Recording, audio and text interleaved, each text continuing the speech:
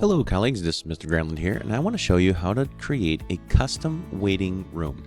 Now I've logged into Zoom and I'm in my settings. I'm going to go over to custom waiting room. I'm going to click on there and it gives me a chance to click and add a logo.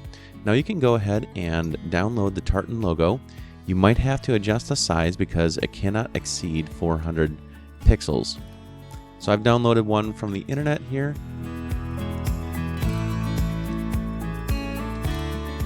See if it's too big. Well, it works pretty good. So now in here I can add waiting room descriptions and topics, things like that, and this will be displayed when students are sitting in your waiting room. So you can type in expectations, and whatever expectations you might have for your room, this is a good place to put them in there. So if you have naming conventions about how students should or should not have their names, expectations about meeting attendance, or any sort of communication expectations, like if you want students to email you if they're having problems with bandwidth or their Wi-Fi going out, things like that, you can write those here. I hope this helps.